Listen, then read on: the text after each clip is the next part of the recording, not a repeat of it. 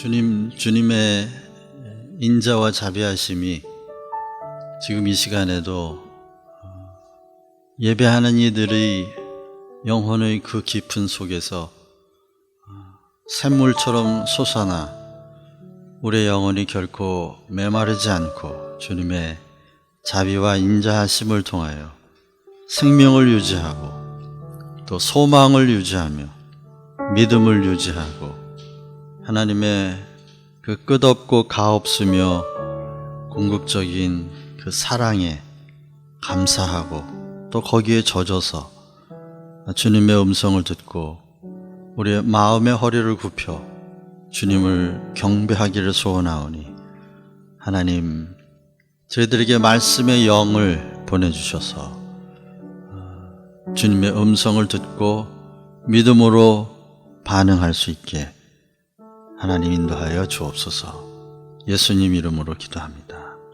아멘. 아멘. 우리가 오늘 이제 고난주간을 한 주 앞둔 사순절 마지막 주간을 우리가 지나고 있습니다.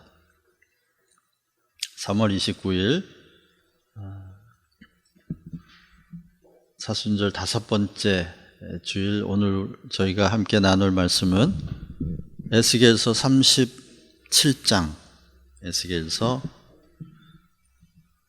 37장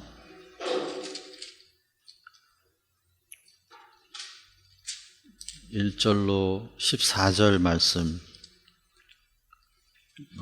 마른 뼈가 살아나는 환상에 대한 말씀입니다. 우리가 그 내용을 잘 알고 있기 때문에 다 읽지는 않고요. 제가 7절부터 14절까지 이렇게 봉독해 드릴게요. 이에 내가 명령을 따라 대언하니 대언할 때에 소리가 나고 움직이며 이 뼈 저 뼈가 들어맞아 뼈들이 서로 연결되더라. 내가 또 보니 그 뼈에 힘줄이 생기고 살이 오르며 그 위에 가죽이 덮이나 그 속에 생기는 없더라. 또 내게 이르되 인자야 너는 생기를 향하여 대언하라. 생기에 대하여 대언하여 이르기를 주 여호와께서 이같이 말씀하시기를 생기야 사방에서부터 와서 이 죽음을 당한 자에게 붙어서 살아나게 하라 하셨다 하라. 이에 내가 그 명령대로 대언하였더니 생기가 그들에게 들어가매 그들이 곧 살아나서 일어나 서는데 극히 큰 군대더라. 또 내게 이르시되 인자야 이 뼈들은 이스라엘 온 족속이라. 그들이 이르기를 우리의 뼈들이 말랐고 우리의 소망이 없어졌으니 우리는 다 멸절되었다 하느니라. 그러므로 너는 대언하여 그들에게 이르기를 주 여호와께서 이같이 말씀하시기를 내 백성들아 내가 너희 무덤을 열고 너희로 거기에서 나오게 하고 이스라엘 땅으로 들어가게 하리라. 내 백성들아 내가 너희 무덤을 열고 너희로 거기에서 나오게 한즉 너희는 내가 여호와인 줄 알리라. 내가 또 내 영을 너희 속에 두어 너희가 살아나게 하고 내가 또 너희 고국 땅에 두리니 나 여호와가 이 일을 말하고 이룬 줄을 너희가 알리라. 여호와의 말씀이니라. 아멘. 우리 요한복음 11장으로 가서 한번 신약도 같이 읽겠습니다. 요한복음 11장 나사로가 부활하는 장면인데요. 본문이 길어서 제가 중요한 부분만 오늘 말씀을 사유하는 중요한 구절들만 읽겠습니다. 11장 4절에 보시면은 예수께서 들으시고 이르시되 이 병은 죽을 병이 아니라 하나님의 영광을 위하며 하나님의 아들이 이로 말미암아 영광을 받게 하려 함이라 하시더라. 14절 이에 예수께서 밝히 이르시되 나사로가 죽었느니라. 내가 거기 있지 아니한 것을 너희를 위하여 기뻐하노니 이는 너희로 믿게 하려 함이라. 그러나 그에게로 가자 하시니 24절 읽겠습니다. 17절부터 읽죠. 중요한 구절이니까. 예수께서 와서 보니 나사로가 무덤에 있은지 이미 나흘이라. 베다니는 예루살렘에서 가깝기가 한 오리쯤 되매 많은 유대인이 마르다와 마리아에게 그 오라비의 일로 위문하려 왔더니 마르다는 예수께서 오신다는 말을 듣고 곧 나가 맞이하되 마리아는 집에 앉아 있더라. 마르다가 예수께 여짜오되 주께서 여기 계셨다면 내 오라버니가 죽지 아니하였겠나이다. 그러나 나는 이제라도 주께서 무엇이든지 하나님께 구하는 것을 하나님이 주실 줄을 아나이다. 예수께서 이르시되 내 오라비가 다시 살아나리라. 마르다가 이르되 마지막 부활 때에는 다시 살아날 줄을 내가 압니다. 예수께서 이르시되 나는 부활이요 생명이니 나를 믿는 자는 죽어도 살겠고 무릇 살아서 나를 믿는 자는 영원히 죽지 아니하리니 이것을 내가 믿느냐? 이르되 주여 그러하외다. 주는 그리스도시요 세상에 오시는 하나님의 아들이심을 내가 믿나이다.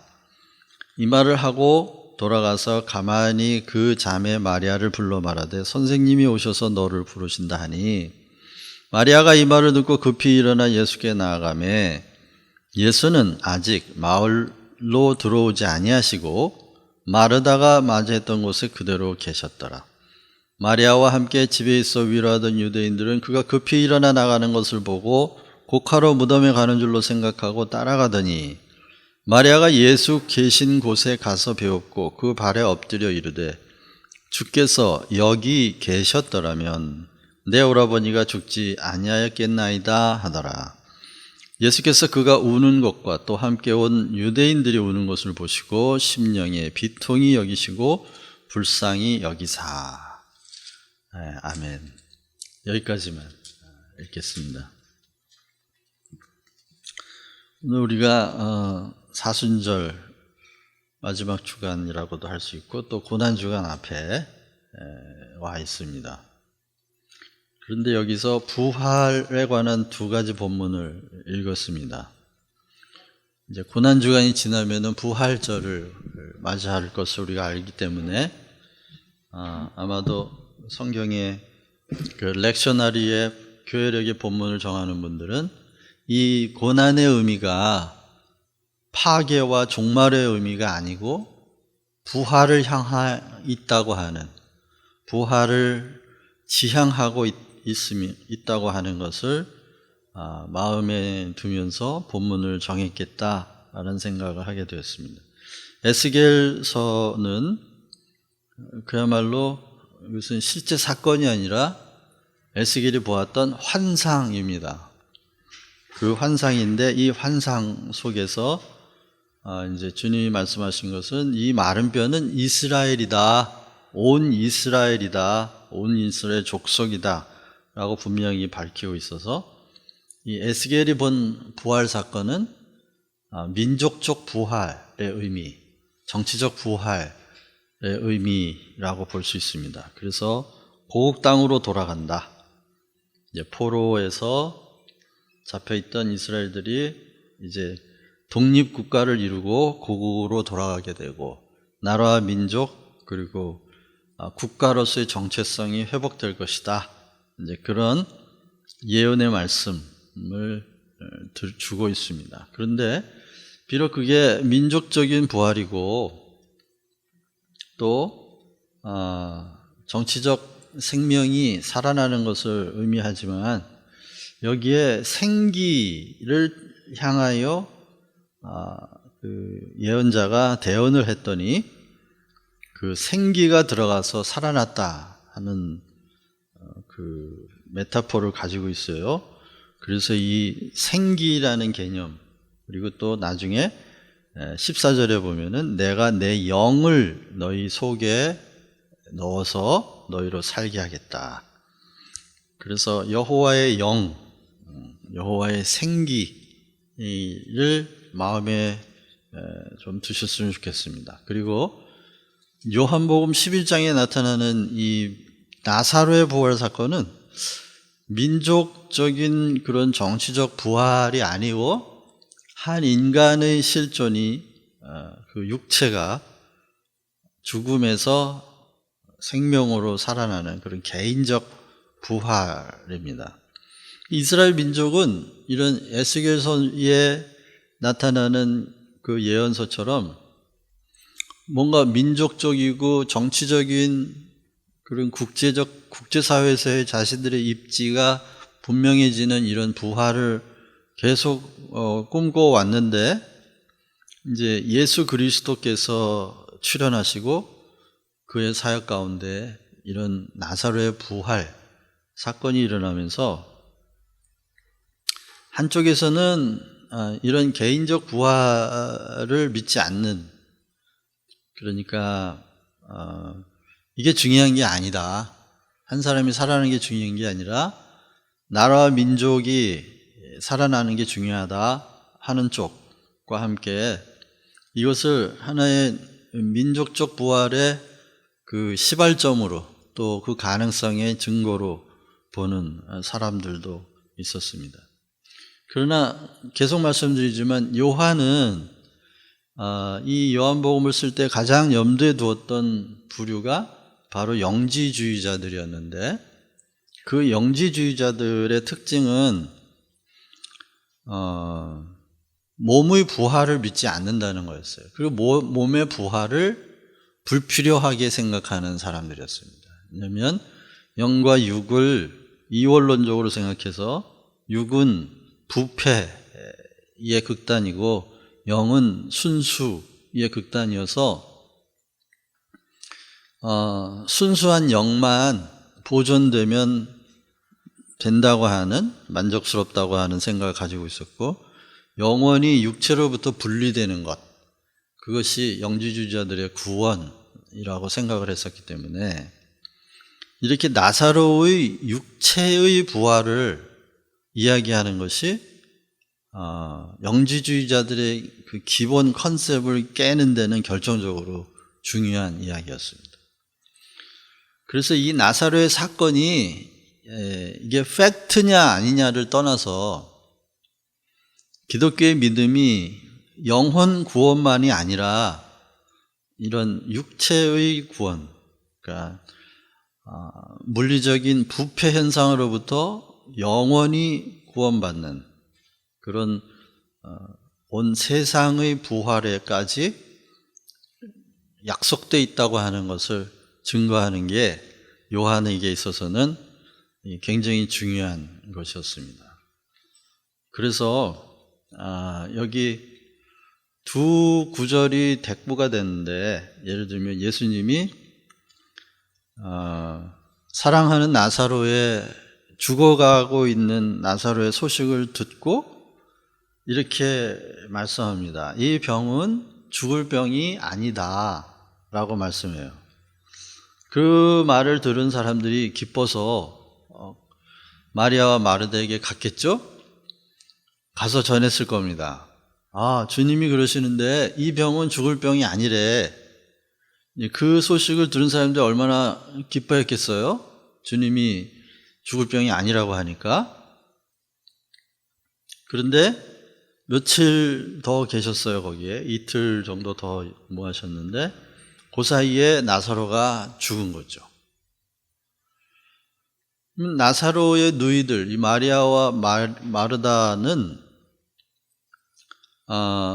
죽지 않겠다고 하는 예수님의 말씀과 그리고 실존적으로 죽어버린 오빠의 죽음을 앞에 두고 있는 거예요. 그런데 그들의 결론은 이런 거였습니다. 주님이 말씀은 하셨어요. 죽지 않을 거라고. 그런데 주님의 임재가 여기에 있지 않았기 때문에 죽은 거다. 이렇게 생각을 했죠. 그래서 마리아와 마르다가 공통적으로 이런 얘기를 해요.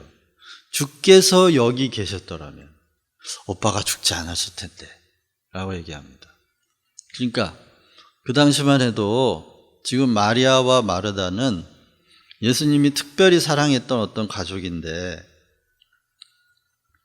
예수님이 죽지 않을 거라고 하는 그 말씀이 곧 예수님의 임재를 의미한다는 걸 아직 경험을 못하는 거예요. 예수님의 말씀이 곧 예수님의 임재이다 하는 걸 경험하지 못한 채 예수님의 몸이 그곳에 없었기 때문에 오빠가 죽었다라고 생각을 하는 거죠. 그들의 믿음과 생각은 그런 거예요. 예수님의 몸이 함께 있어야, 예수님의 임재가 있어야 산다. 그러면 안 죽었을 건데. 오빠도, 마르다도 15절에서 그렇게 얘기하고 또 마리아도 32절에서 그렇게 얘기합니다. 그런데 그 사이에서 예수님이 이렇게 얘기해요. 나는 부활이고 생명이니 나를 믿는 자는 죽어도 살고 물론 살아서 나를 믿는 자는 영원히 죽지 않으리니 이것을 내가 믿느냐라고 말합니다. 그러니까 이 주님의 질문은 이런 거죠. 내가 죽지 않겠다고 말하지 않았냐. 그런데 시공간의 경험 안에서는 오빠는 지금 숨이 멈췄고 3일이 지나서 썩는 냄새가 난다. 이건 실제 상황이죠. 자, 이 상황에서 나의 말과 실제 상황에서 너는 뭘 믿느냐? 그러는 거예요. 죽지 않겠다고 하신 예수님의 말씀과 죽어버린 상황은 완전히 정반대의 상황이에요.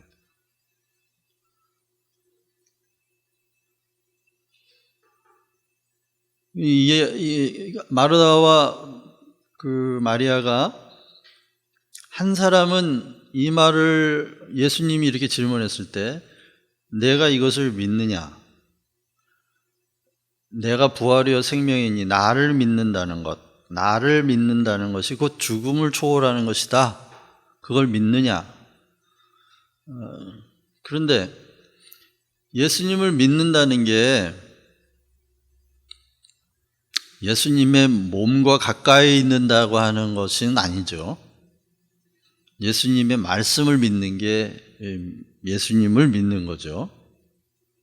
근데 그들은 예수님의 말씀을 믿는다는 것과 예수님의 몸에 임재를 하는 것 사이에 어떤 연관관계가 있을 거라고 생각을 했던 것 같아요.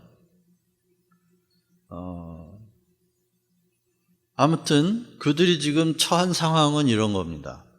죽지 않겠다고 하는 예수의 말씀과 이미 죽어버린 실제 상황. 이 사이에서 나는 무엇을 진실로 여길 것이냐, 무엇을 진리로 여길 것이냐는 거죠. 그러면서 오빠가 죽었다는 사실에 절망해버린 이 마리아와 마르다 또 그 주변의 사람들이 울어요. 슬퍼하고. 그랬더니 예수님이 심령에 비통히 여기셨고 불쌍히 여겼다라고 말씀합니다.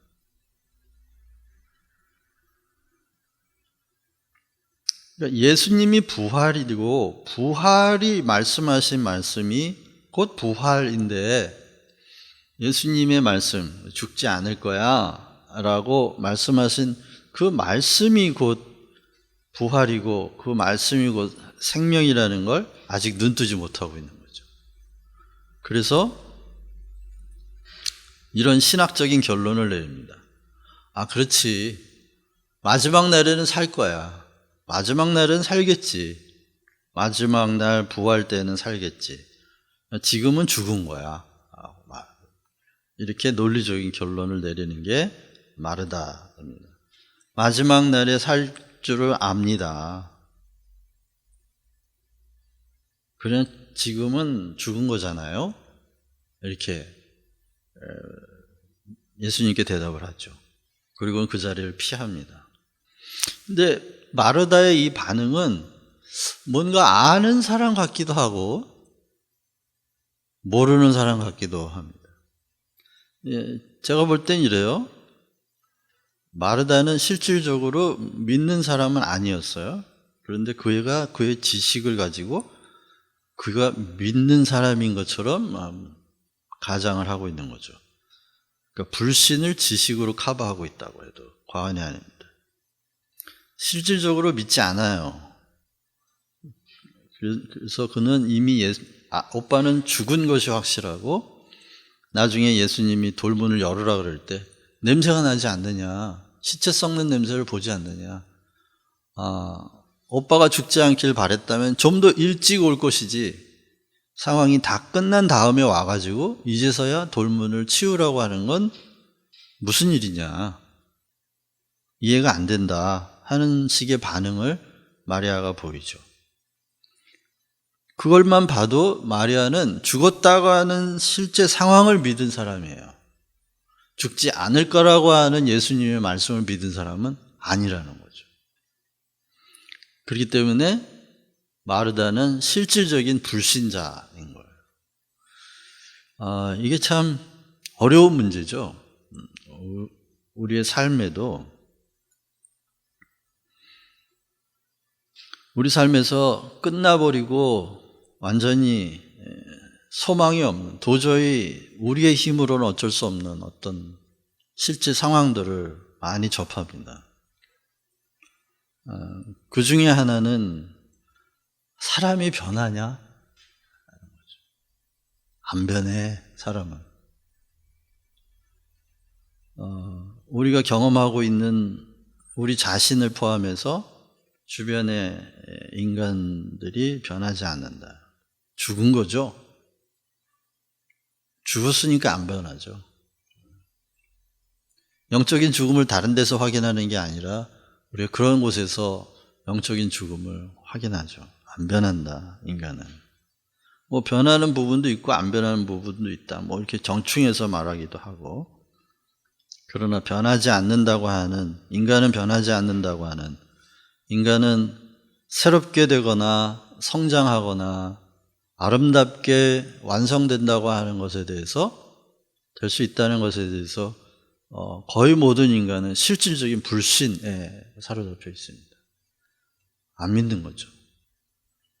그리고 그것을 진실로 믿습니다. 인간은 변하지 않는다. 인간의 역사가 수억 년이 지났는데도 인간은 여전히 그대로 있고, 인간의 본질은 변하지 않는다. 그래서 어떻게 보면 우리는 기독교인이지만 인간에 대한 절망을 신봉하고 있다. 물론 그러니까 예수님이 필요하지 라는 변명을 하긴 합니다.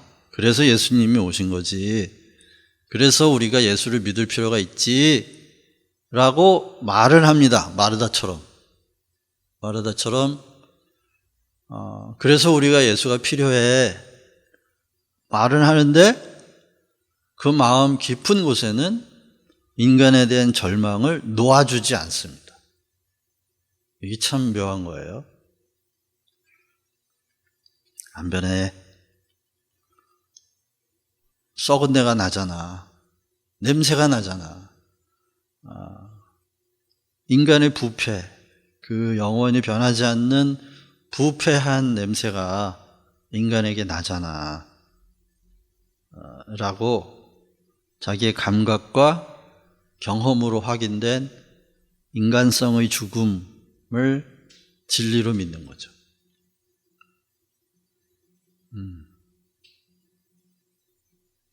그래서 교회 안에 실질적인 불신자들이 많은 겁니다. 만약에 직분이 무엇이었든 상관이 없어요. 누군가 예수님을 믿느냐 안 믿느냐를 저는 이렇게 볼 수 있다고 생각해요. 인간의 변화에 대해 절망을 신봉하는 사람은 불신자입니다. 예수 믿는 거 아니에요. 그러나 인간의 그 변화하지 않는 절망을 경험하면서도 그런 나의 경험의 수준보다는 만물을 새롭게 하고 새롭게 창조하신다고 하는 창조주의 약속을 믿는 사람이 진짜 믿는 사람. 믿는다는 건 분명한 반응이 일어나는 거예요. 돌을 치우라 그랬는데 안 치워요. 그거는 안 믿는 거죠. 그러나 마음속에 자기가 예수를 정말 믿는 건지 안 믿는 건지, 말씀을 듣고 보니까 이거 내가 예수를 믿는 건지 안 믿는 건지 헷갈리네. 이게 내가 이렇게 헷갈릴 줄 몰랐는데 헷갈리네. 나는 분명히 예수님을 믿고 있다고 믿어왔고 지금도 믿음으로 반응한다고 생각하는데, 돌문을 치워라. 이미 완전히 다 끝나버린, 절망이 너무나 확실한 이런 상황에서 돌문을 치워라. 내가 믿으면 하나님의 영광을 본다고 하지 않았느냐. 이런 말씀을 하시는 예수님 앞에서 우리가 좀 설레이면서 정말 그런가? 나는 어떻게 반응해야 하나? 한번 생각을 해봐야 된다고 생각합니다. 우리 마음속에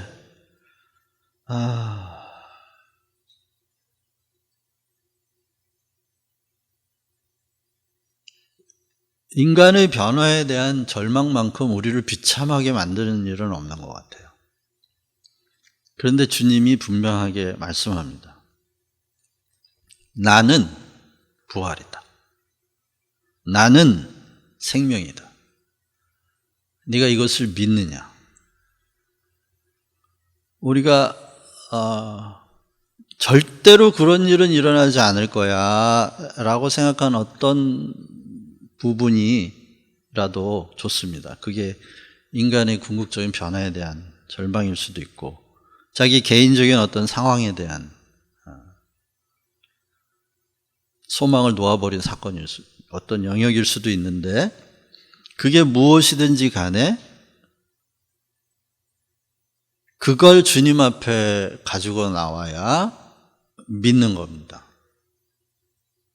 그것의 변화가 반드시 일어날 거라고 하는 내 감정의 확신이 아니라 우리 경험의 우리에게 주는 어떤 추측이 아니라 부활이요 생명이신 예수님 때문에, 그분이 죽을 병이 아니라고 하는 약속 때문에 변화가 일어나고 소망을 가져도 된다고 하는, 이게 신학적이고 무슨 교리적인 차원이 아니라 여러분이 경험하고 있는 개인적 차원의 삶에서 그래야 합니다. 내 주변에 우리 와이프는 안 변해, 우리 엄마는 안 변해, 우리 동생은 안 변할 거야, 그렇게 살다 죽을 거야. 그 말이 팩트일 수는 있어요. 그렇게 살다 죽을 수는 있어요. 그러나 죽음 이후에도 예수님이 계시고, 우리의 육체적인 죽음 이후에도 변화의 가능성이 열려 있다는 차원에서 기왕이면 살아있을 때 믿어야 합니다. 누군가의 변화를 포기한다는 말은 그 사람을 산 사람으로 여기지 않는다는 뜻입니다. 부활을 믿지 않으니까. 그건 사형을 집행하고 있는 거고, 죽음의 사자로 그 사람을 대하는 것입니다. 심판자로 대하는 것이죠. 무서운 일입니다. 정말 우리가 예수 그리스도를 믿고 그분이 부활이요 생명이라고 하는 기독교의 본질적인 선언인데, 이것을 중요하게 생각한다면 우리는요, 인간은 변할 거라고 하는 소망에 기뻐해야 합니다. 이 모든 복음이 바로 인간의 변화, 인간의 완성에 초점을 맞춰져 있고, 그리고 그것을 통해 영광 받으실 하나님의 영광에 지향점을 두고 있기 때문입니다.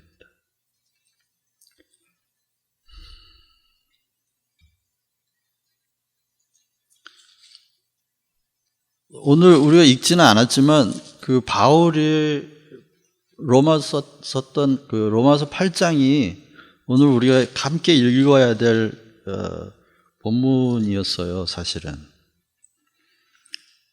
그 로마서 8장 6절에 보면 이런 말씀을 기록했어요.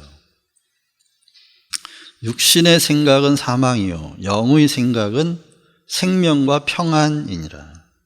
육신의 생각은 하나님의 원수가 되나니 이는 하나님 법에 굴복하지 아니할 뿐만 아니라 할 수도 없음이라. 육신에 있는 자들은 하나님을 기쁘시게 할 수 없느니라. 만일 너희 속에 예수님의 영이 하나님의 영이 거하시면 너희가 육신에 있지 아니하고 영에 있다니 누구든지 그리스도의 영이 없으면 그리스도의 사람이 아니니라. 그리고 그 뒤에 있는 말씀이 이제 굉장히 중요한 말씀인데요. 한번 잘 눈여겨서 보시기 바랍니다. 또 그리스도께서 너희 안에 계시면 몸은 죄로 말미암아 죽은 것이나 영은 의로 말미암아 살아있는 것이니라. 11절 예수를 죽은 자 가운데서 살리신 이의 영이 너희 안에 거하시면 그리스도 예수를 죽은 자 가운데서 살리신 이가 너희 안에 계시는 그의 영으로 말미암아 너희 죽을 몸도 살리시리라. 이게 바울의 신앙, 그 부활 신앙의 핵심이에요. 먼저 바울은 육신과 영적인 사람, 육신적인 사람과 영적인 사람을 구분하고 있는데 육신적인 사람의 생각과 라이프 스타일은 사망을 지향하고 있다는 거죠. 아까 앞에서 얘기한 거 똑같아요. 생명에 대한 소망이 없는 사람이에요. 육신적인 사람은. 살아날 것이다, 부활할 것이다 라고 하는 궁극적인 소망이 없는 사람이에요. 그래서 모든 생각의 결론은 다 사망이에요. 다 죽은 거야. 변하지 않아.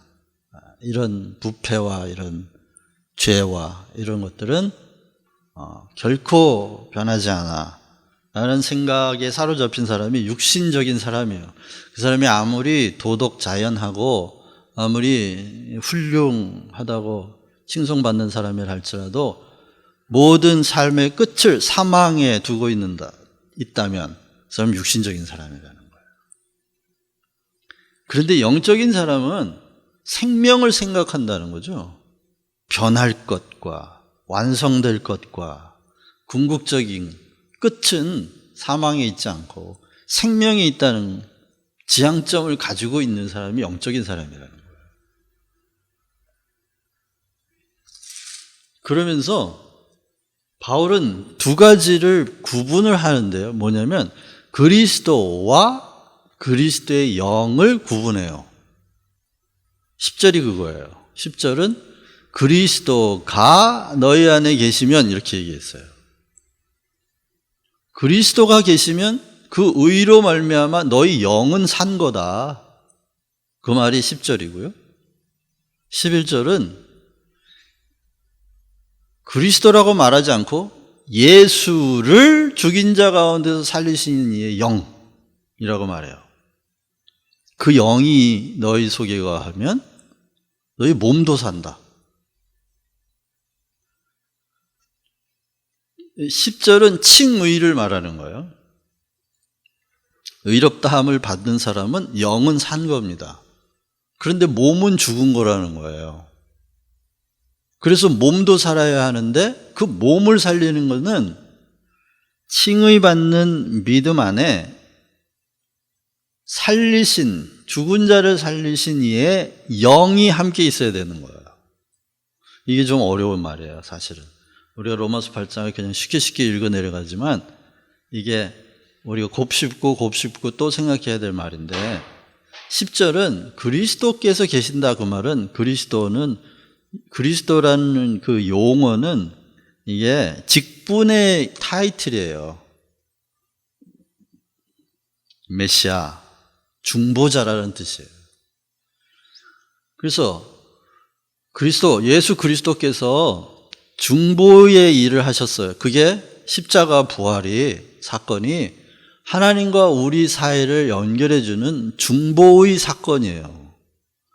그래서 이 영지주의자들에게 중요한 한 가지는 예수님의 죽음이 그리고 예수님의 부활이 종말론적 모든 민족과 온 세상을 대신하는 대속적 종말론적 사건이라는 걸 깨달으면 그리스도를 만난 거예요. 그리스도가 메시아가 그 직분으로 완성한 사건, 어떤 사건을 알게 된 거예요. 그래서 그 사건의 의미를 알게 되면 그리스도께서 우리 안에 있는 거예요. 그렇게 되면 우리의 영이 사는데, 영이 살았다는 말은 뭐냐면 영이신 하나님과 우리와의 인격적 관계가 열렸다라는 뜻이에요. 그리고 이것은 다분히 법적 차원의 일이에요. 어떤 영적인 원리 차원의 일이에요. 그게 다가 아닌 거죠. 다시 말하면. 중요한 건 이거예요. 우리의 영과 육이 분리될 수 없다는 거예요. 그 분리될 수 없다는 전제 하에서 지금 이런 얘기를 하고 있는 거죠. 쉽게 말하면 이런 거예요. 영과 육이 분리될 수 없는데 하나님과의 영적인 관계가 열리고 인격적인 관계가 열린 법적 차원의 자유만 있으면 뭐하냐 말이에요. 실제로 몸과 영이 분리될 수 없기 때문에 영적인 생명을 받은 것이 축복이긴 하나 몸이 다시 살아서 그 영적인 생명과 연합하지 않는다면 별 의미가 없다는 거죠. 왜? 인간에게서 영과 육을 분리해낼 수는 없어요. 전인적인 몸과 육을 가진 존재로 존재해야만 의미 있는 참 인간이기 때문에 그런 거죠. 근데 사실상 생각해 보십시오. 예수님도 마찬가지죠. 그리스도라고 하는 직분과 예수라고 하는 실존을 분리할 수가 없잖아요. 분리되지도 않는 거죠. 그런데 구분하고 있다는 게 중요해요. 분리되지는 않지만 이걸 혼합하거나 대체해서도 안 된다는 거예요. 다시 말하면 그리스도라고 하는 직분, 중보자라고 하는 그 직분과 예수님이라고 하는 참 인간은 분리할 수 없는 거다. 하지만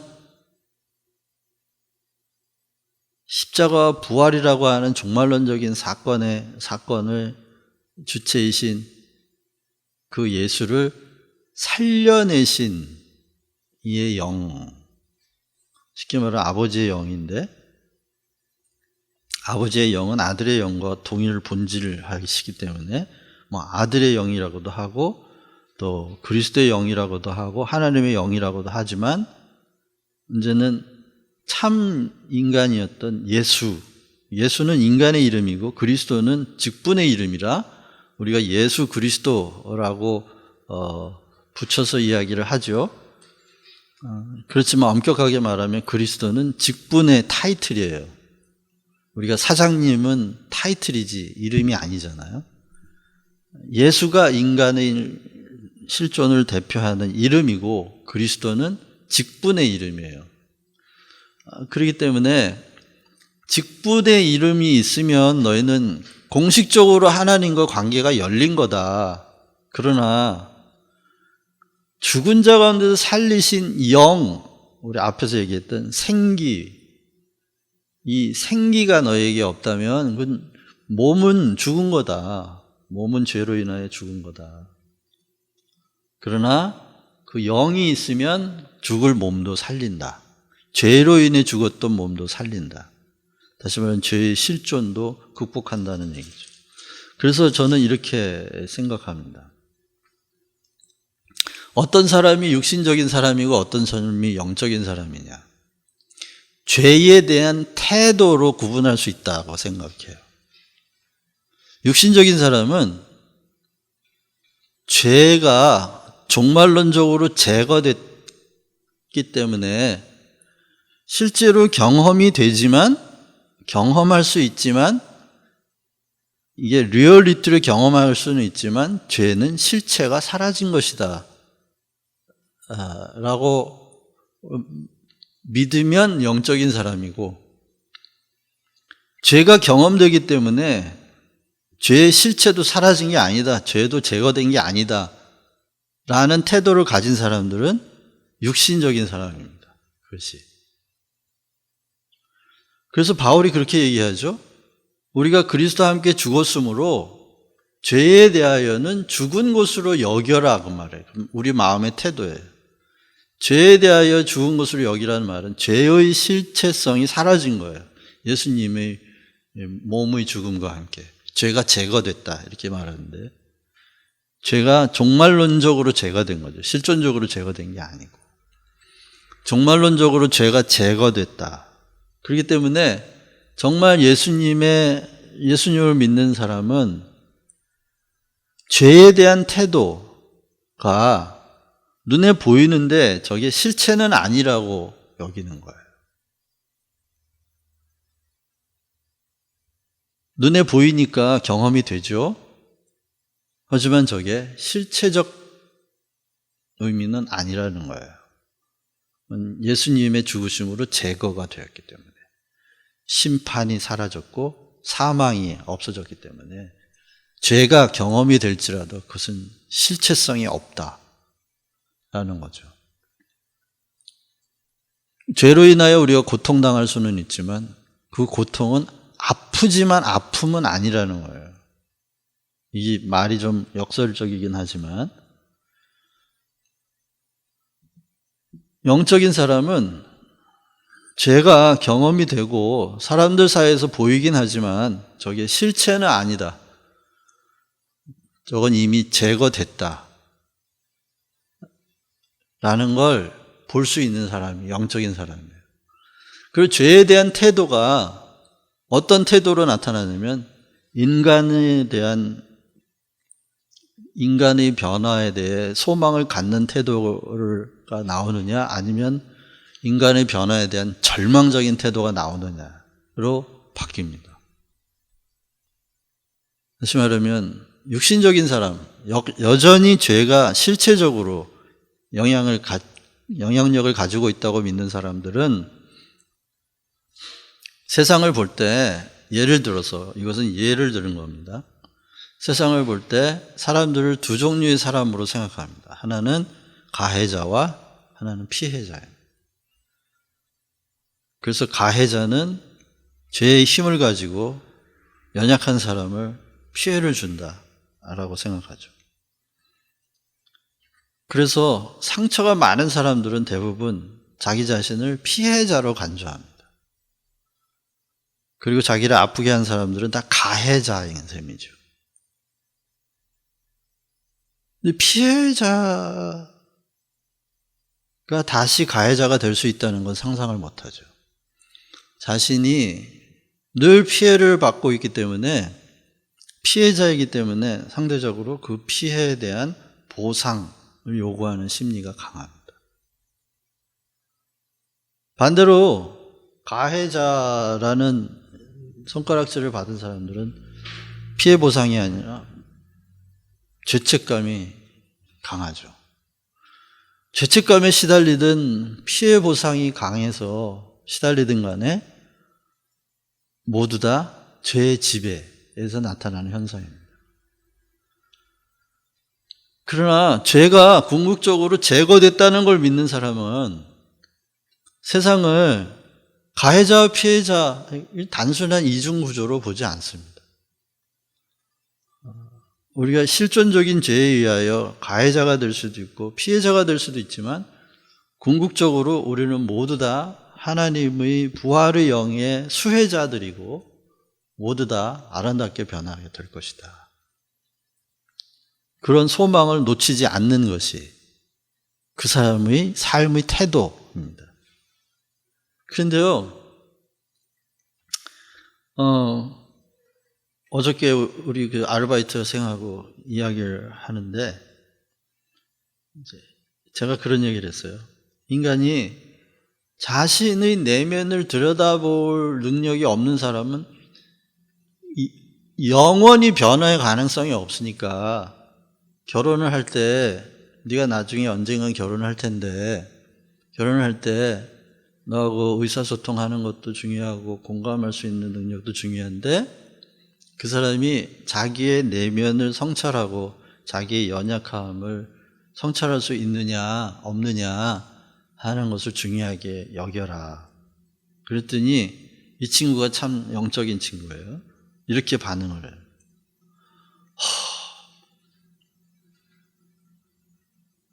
만약 그렇다면, 자기의 내면을 성찰하지 못하는 사람이 변화의 가능성이 없다면 너무 절망적이잖아요. 그러더라고요. 너무 슬프잖아요. 그렇지. 그 슬픔에 부딪혀 본 사람만 복음을 알 수 있어.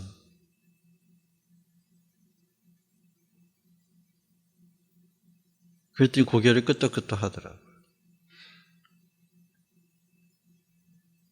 그러니까 말씀이 길어지네요. 줄여야 될 것 같아요.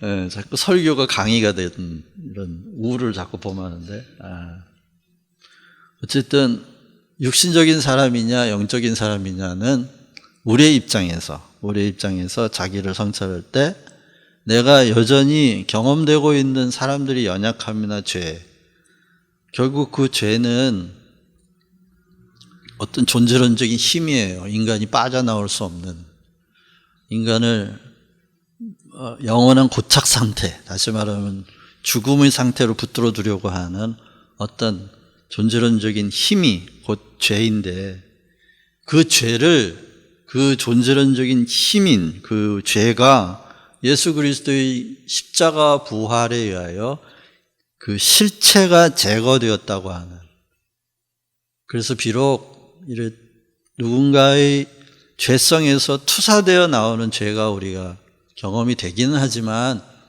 그것은 투사된 것이지 실체는 아니라고 하는, 그러므로 죄에 대하여 우리 모두는 그리스도 안에서 죽음을 당했고 더 이상 죄의 지배를 당할 필요가 없다 라고 믿어지는 사람은 자신의 내면을 성찰할 때 자신의 마음이 죄책감이나 아니면 피해당한 것에 대한 보상심리에 의하여 마음의 작동이 일어나고 있는 것은 아닌지를 성찰해 볼 필요가 있다는 것입니다.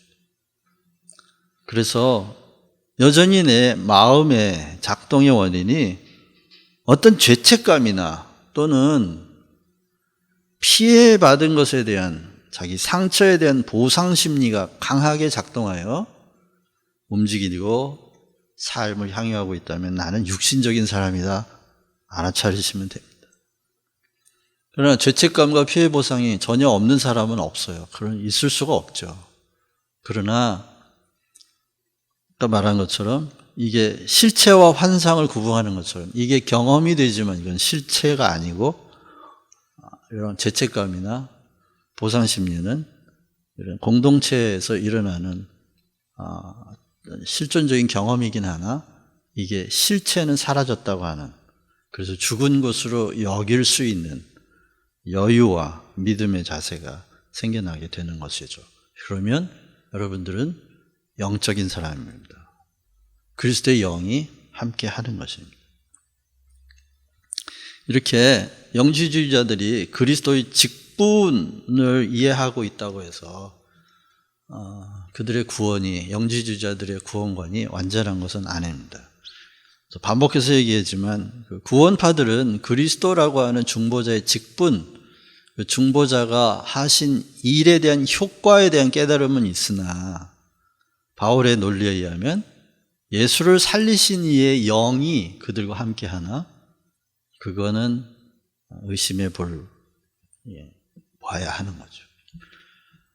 우리가 다음 주 고난주간이고 그 다음에 부활주의를 우리가 맞게 되는데요. 우리의 고난이 우리의 고난이 아니라 나의 고난이 어디서 오나 한번 성찰해 볼 필요가 있습니다.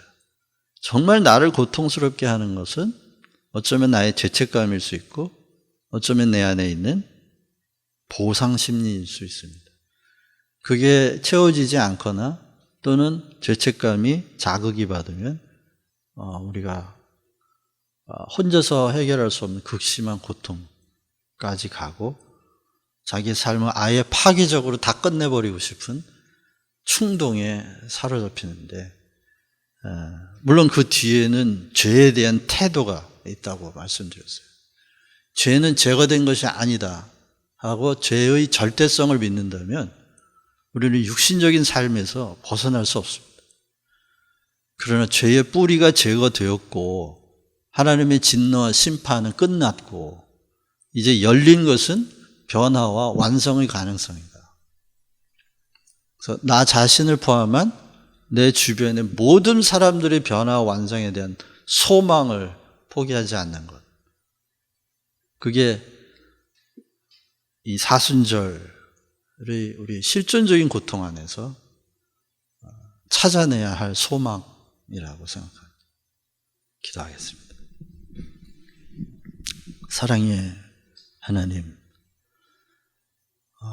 날마다 순간마다 우리가 불신자인지 신자인지 흔들리는 삶을 삽니다. 그래서 기록된 말씀이 또다시 우리를 흔들리지 않도록 붙들어 주시고 또 흔들리는 마음에 또다시 기준점과 또 우리가 가야 할 길을 보여주신 것을 인해 하나님 감사와 영광을 돌려드립니다. 사랑이 많으신 아버지, 우리의 실존적인 고통이 그 죄에 이미 제거되어 버렸지만 실존적으로 남아있는 죄의 그 환영과 환상, 우리 안에 보상심리나 또는 죄책감으로 남아서 그것들의 지배를 당할 때 하나님, 저희들이 여전히 죄의 지배 속에 있는 것처럼 힘들고 어렵고 아픕니다. 주님, 저희들의 믿음을 주님 더욱더 축복해 주셔서 예수님이 여기 계셨더라면 내가 이런 고통을 당하지 않았을 텐데 라는 연약한 믿음이 아니라 예수님이 죽지 않겠다고 말씀하셨사오니 비록 우리가 오빠의 죽음을 경험하지만 진리에 비추어 봤을 때 오빠는 죽은 것이 아닙니다 라는 믿음의 고백을 할 수 있도록 하나님, 저희들의 실존을 태하는 우리의 태도에서도 그런 똑같은 고백이 나올 수 있도록 하나님 도와 주시옵소서. 주님 함께 하실 줄 믿고 주님이 우리 영혼을 맡으시길 바라며 예수님의 이름으로 기도합니다.